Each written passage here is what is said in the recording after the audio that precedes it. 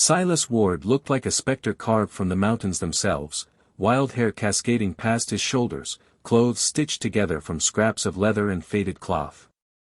For 3 years, he'd lived in solitude in a remote valley, his cabin hidden by dense pines and rocky slopes, far from the nearest settlement. He'd built this refuge to escape the crushing weight of memories from a life that had broken him. The world, with its pain and loss, was something he'd left behind.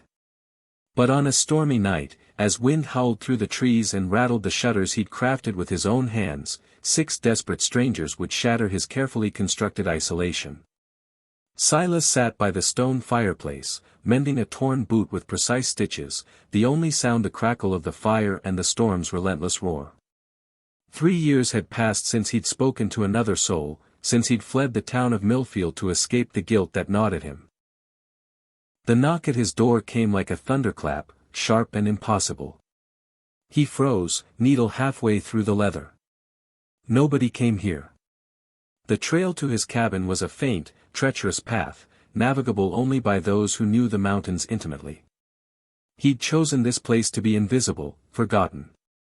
The knocking grew urgent, multiple hands pounding against the thick oak door. Voices, frantic and unfamiliar, cut through the storm's din, a language like water over stones, laced with fear. Children's cries pierced the night. Silas stood, his movements stiff from years of deliberate solitude. His voice, unused for so long, felt foreign in his throat. He approached the door cautiously, his rifle within reach, loaded and ready. Pressing his ear to the wood, he heard a woman's voice, raw with desperation, pleading in a tone that transcended language. She was begging for help, for mercy, for survival. His hand hovered over the heavy wooden bar securing the door. For 3 years, this barrier had shielded him from the world that had taken his wife and daughter. Opening it meant inviting chaos into his sanctuary. But the children's cries and the woman's broken voice tugged at something he tried to bury. His fingers closed around the bar. Whatever waited outside was bigger than his need for solitude. These people had braved a storm and a brutal trail to find him. They hadn't come by chance. As Silas lifted the bar, the door swung open, revealing 6 drenched, trembling figures. Rain streamed down their faces, mingling with tears and exhaustion. Their clothes, torn and muddy, hung like rags on their gaunt frames.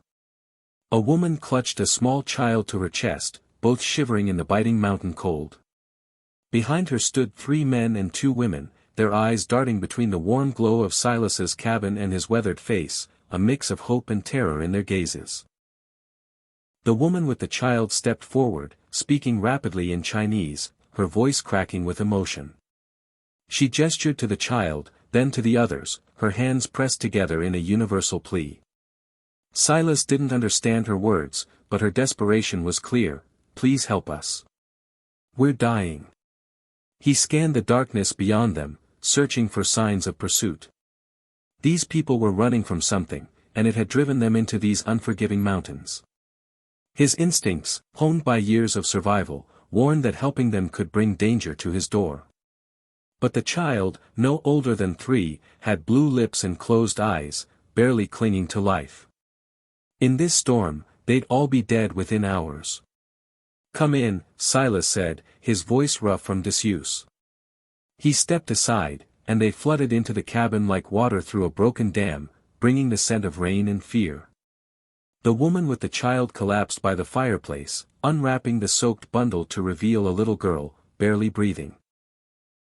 The others huddled together, their wide eyes taking in the sparse warmth of Silas's home. An older man with gray streaks in his black hair approached cautiously, bowing deeply. Thank you. Thank you for mercy, he said in halting English. Silas nodded and moved to his shelves, pulling down wool blankets, dried meat, and a tin of coffee. As he distributed the blankets, he watched his solitary world transform into something chaotic and alive. The child by the fire began to cry softly, a sign of life returning. The sound struck Silas like a blade, stirring memories of his own daughter, memories he'd spent years trying to silence. Through broken English and gestures, the older man, Jean Shao, shared their story. They were refugees from a Chinese settlement burned to the ground by men claiming the land for the railroad. Bad men come with fire, Jean said, his hands trembling around a coffee cup. Say we not belong. Say leave or die. We run in night. The woman, Mei Chen, was Jin's daughter. Her husband had stayed behind to help others escape and hadn't been seen since. The child, Ling, was Jin's granddaughter. The others were neighbors, fleeing with nothing but their lives. Silas's gut tightened. These people hadn't stumbled upon his cabin. Someone had sent them, given them precise directions to his hidden refuge. Who told you about this cabin? He asked, setting down his cup with care. Jean hesitated, speaking quickly to the others in Chinese. Tension filled their voices. Old man in town, Jean finally said. He say mountain man help people. Say follow creek to big rocks, then up where trees grow thick. He say you understand running away. Silas's blood ran cold. Only one person knew those directions, Doc Patterson, the only man in Millfield who knew why Silas had fled 3 years ago, carrying the guilt of failing his family. What did this old man look like? Silas demanded. Before Jean could answer, a sound cut through the storm, dogs barking, growing closer. Not wild animals, but tracking hounds following a scent straight to his door. Mei Chen clutched Ling tighter, her eyes wide with terror. Jean whispered, they find us. Bad men with guns. Silas peered through a shutter. Torchlight flickered half a mile down the trail, at least 6 riders moving steadily upward. His mind raced. Turning these people out meant death, staying meant fighting, risking the anonymity he'd guarded for 3 years. The barking grew louder, and Silas knew Doc hadn't just sent refugees for shelter. He'd forced Silas to choose between his hidden life and a chance to do right. Listen carefully, Silas said, his voice steady. There's a root cellar behind the cabin, hidden under firewood. You'll fit if you squeeze tight. Jean translated, and the refugees moved silently out the back door, vanishing into the dark. Silas turned to his gun rack, checking his rifle and Colt revolver. From a hidden tin, he retrieved papers he'd hoped never to need again, pinning a marshal's badge to his shirt. I'm not just a hermit, he told Jean. I was Deputy Marshal Silas Ward before I came here to disappear. Jin's eyes widened. Even in the Chinese settlements, Silas Ward was a legend, the lawman who'd taken down the Brennan gang single-handedly before vanishing. Why you leave? Jean asked. Because I failed the people I swore to protect, Silas said, his jaw tight. My wife and daughter died because I was too slow. I won't fail again. Torchlight was now 200 yards away. Go, Silas ordered. Don't make a sound, no matter what you hear. Jean bowed. If we live, we not forget this kindness. As the refugees hid, Silas stepped onto his porch, badge glinting in the firelight. 10 riders emerged, led by a scarred man with cold eyes, Clayton Reeves. State your business, Silas called, rifle ready. Reeves smirked. We're tracking Chinese criminals who stole from their betters. Our dogs led us here. Your dogs are mistaken, Silas replied. I've been alone for years.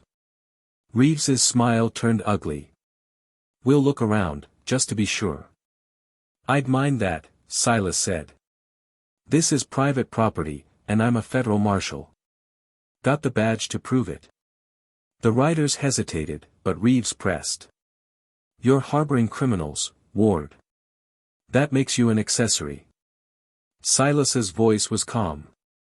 The only crime here is 10 armed men threatening a federal officer.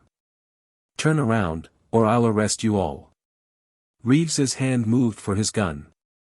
Silas fired first, his rifle's crack echoing as Reeves fell, clutching his shoulder. Gunfire erupted, bullets splintering the porch. Silas rolled behind a post, returning fire with deadly precision.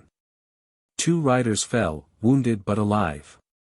3 charged, Silas drew his Colt, dropping one, felling a horse to trap another, and wounding the third. Silence fell, broken by moans and snorting horses. 6 of Reeves's men were down. "Throw down your weapons," Silas called. "Ride out, and I'll forget this." "Go to hell, Ward," Reeves snarled.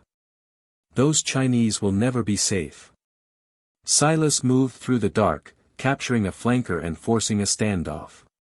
"Last chance," he warned. Defeated, Reeves and his men retreated. At dawn, Silas called the refugees from the cellar.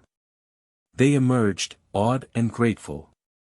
"You can't stay," he said. "They'll be back. I'll escort you to Fort Collins for safe passage west."